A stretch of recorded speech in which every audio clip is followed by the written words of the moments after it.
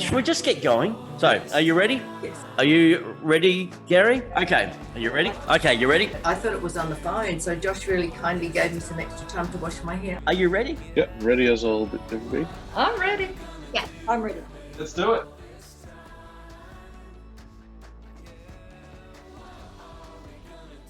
Sharon Chemello, thank you so much for joining me. How are you going?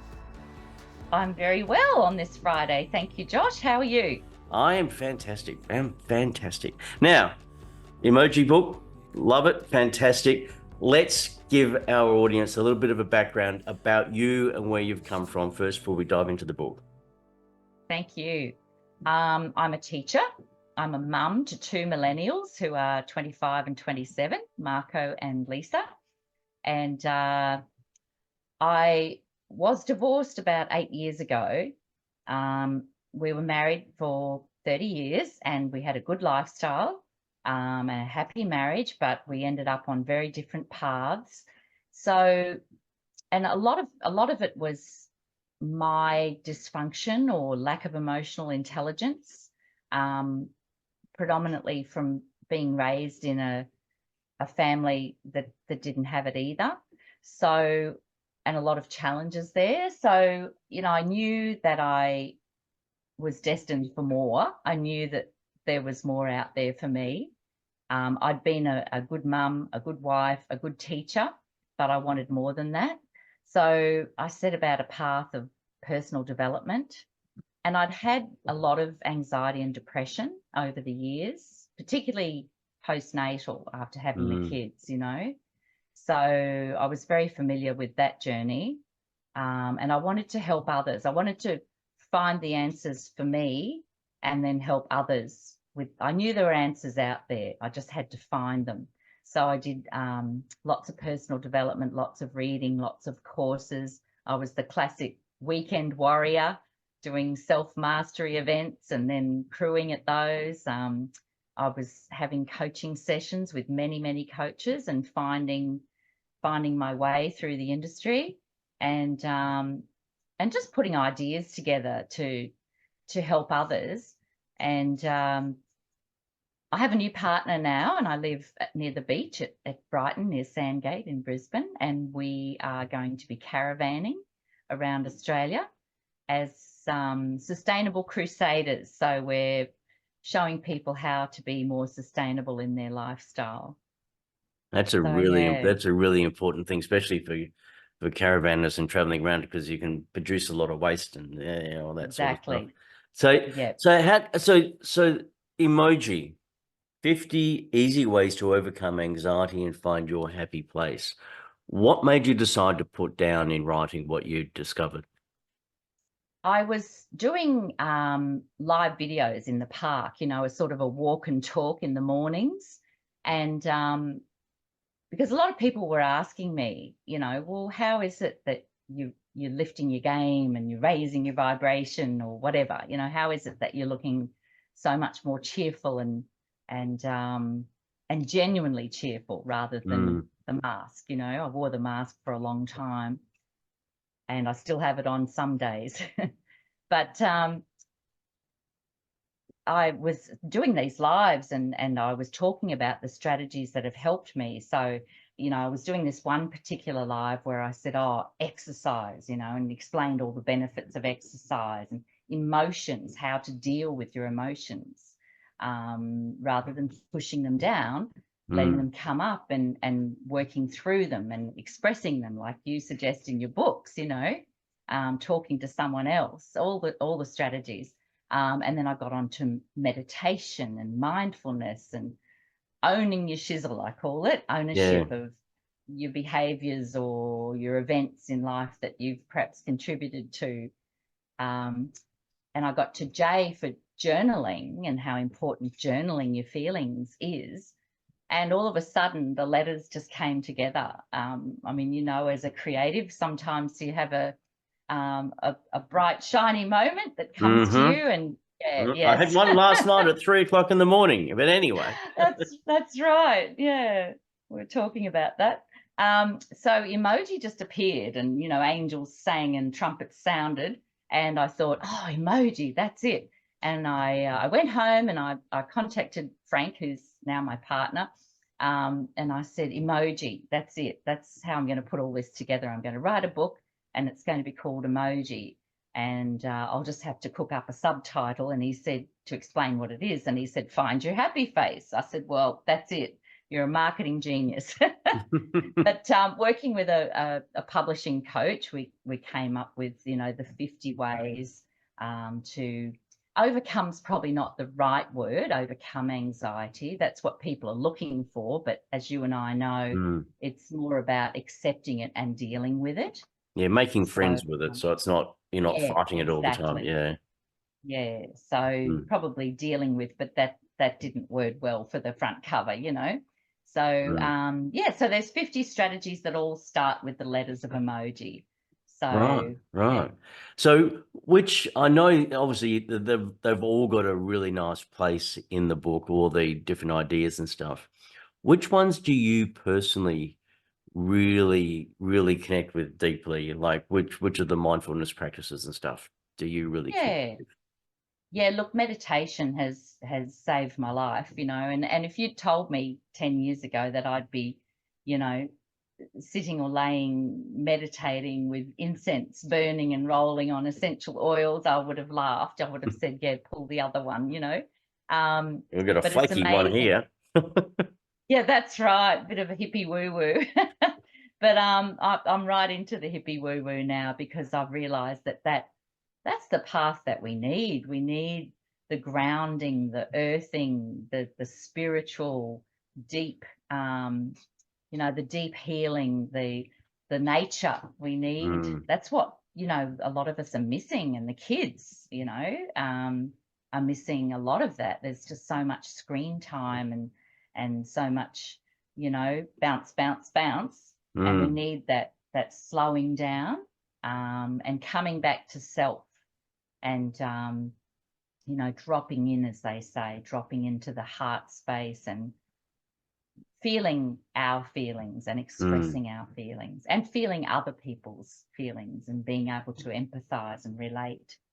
Yeah, and that is so important. It's that finding, for me, it's like I've got a meditation practice as well, and it's been a game changer, because obviously Yeah. with anxiety, your brain's going a million miles an hour, and you're bouncing off things, but just finding that still point inside, just to let Yeah. everything settle, let everything drop. And it's not, and it's one of the things, it's not about getting rid of that inner monologue and trying to push it away. It's like just noticing. And I think Yes. those sort of things, just noticing what's going on, noticing your feelings, noticing your inner monologue, sitting there quietly. And then once you notice them, they tend to just get a bit quieter, and they have less of an effect on you. And I find that meditation practice of doing that really helps my inner state, my self-awareness of what I'm doing. And I go, oh, okay. And so I can highlight, you know, things that I'm thinking, things that I'm feeling, how I'm reacting to other people, or I can then have a pause. I can, instead of reacting, I can then go, okay, what can I respond with? And then that Yes. brings it all back to ourselves. And that's what I like to try and talk to kids about, and kids and parents, you know, to try and find that quiet, still point, get that balance between screen time, activities, play dates, all that sort of stuff, to try and get kids in the practice of going, okay, what's happening inside me? Because then that's something that they can then carry on for the rest of their lives. That's right. Yeah. And it's a bit of a lost art. Well, that's coming back. I've noticed in schools, more and more teachers are using meditation as a tool. And the first time that I was in a school, because I do relief teaching as well as coaching, I was in a school and we came in after morning tea, and I saw on the teacher's program meditation, and I thought, oh, I wonder if there's a CD, or, you know, I better check her notes. And the music came on over the loudspeaker for the whole school. Oh, And wow. everybody sat and meditated. They were allowed to draw if they or write if they needed to, or they could just lay down, grab a pillow, or sit with their head on their desk, or sit up, or yeah, it was amazing. And I cried. I was just so overwhelmed that such a beautiful practice was running through the whole school. So Yeah, yeah, I so wonder if there's any longitudinal studies that have been done about that and the effects it has on the kids' mental well-being. It I would be think, yeah, interesting I'm to pretty sure see. there are. I think I've seen literature. I Mm, certainly have seen on adult meditation with adults. I've seen studies there, but mm, yeah, that's something I could look up and I'd be most interested. yeah. Yeah, there's What definitely what have you studies. found? What have obviously you've been a teacher for a while. Yeah. What have you found over the years is the mental health issues with kids? Has it changed? Is it better? Is it worse? What have you noticed? Um, well, I certainly think, as we all know, that COVID affected things. Mm, A lot of kids haven't returned to school since then. I'm pleased to see the government initiative to ban vaping, because I think that's become a big problem in schools, yeah. in high schools. I was teaching up at a high school recently, and I can smell them going past because they've had a quick Mm. snort in the break between lessons, And and is it look, is that any different? I'm just going to play devil's advocate here. yeah, yeah, Is that any different from when I was at high school in the 80s? Just having a quick durry, quick smoke behind yes, the boys' shed or something like that. Is it any different that's from right. that? Or is it more Well, prevalent that the kids are taking the vaping? I think it's been easier to access. I think there's a lot of shops out there that are willingly selling them, Mm. under the counter and without ID cards. I think that's been part of the problem. Ah, Um, okay. and I think too, they're more appealing because of the flavors and the colors and the bright, shiny plastic, and Mm. I think they've certainly made them very appealing. So, it's going to be hard for the kids who are addicted, really hard. But I'm glad it's probably pressure from the tobacco companies, to be honest. That's my cynical mind. But Yeah, that's yeah, most yeah, probably justified though. What about yeah, anxiety in kids? Do you feel yeah. relief in primary school or high schools? Both, yeah. Both. Okay. So yeah, look, I think you'd have to say it's on the increase, Mm, which is a really sad thing to acknowledge, but let's be honest.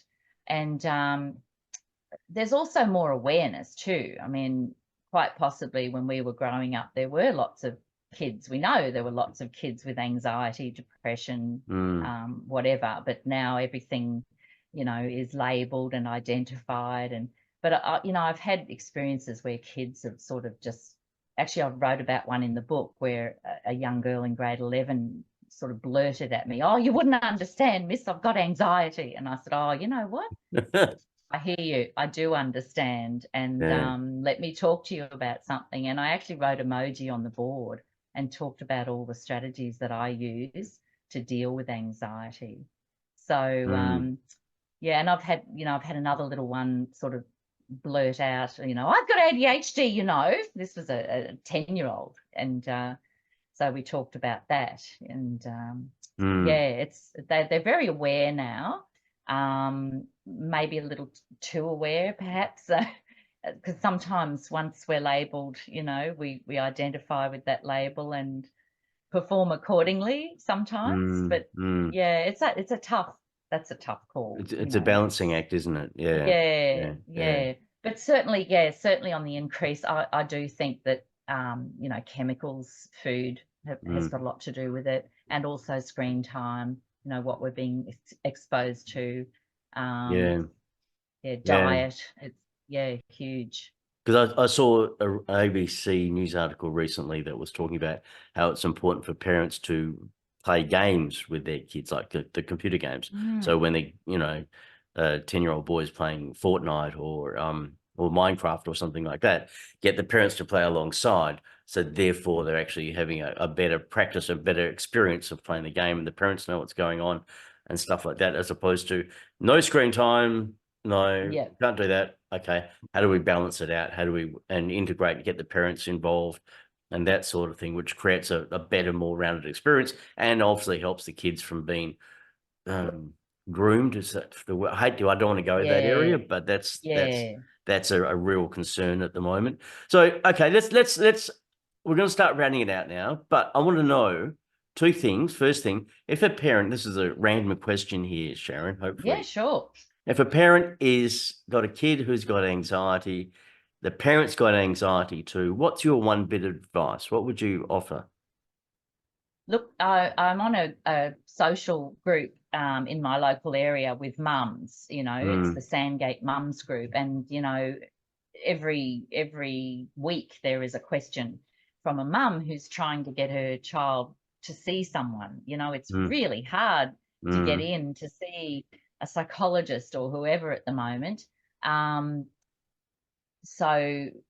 there are lots and lots of suggestions that come in, and they don't necessarily need my advice, but sometimes I do add my 2 cents worth. But I like to tell people that while you're waiting to see a professional, there are so many things that you can try and do them together with the child. Like, even as you just suggested, do some gaming with your kid to sort of, well, you're keeping an eye on things, but you're also connecting with them. And the thing that kids need more than anything, as we know, is our time, just our time and our energy, and they're begging for that. So the more time we can give them and allow them to express their feelings, family conversations, whether it's the whole family with a talking stick or something to make sure everybody has their turn, or whether it's just one-on-one, how you going, what's happening, because they say that a problem shared is a problem halved, and I know you talk about that in the book too, the feelings book, that telling someone can make it feel so much better. Yeah, exactly. Sometimes it's the most simplest things.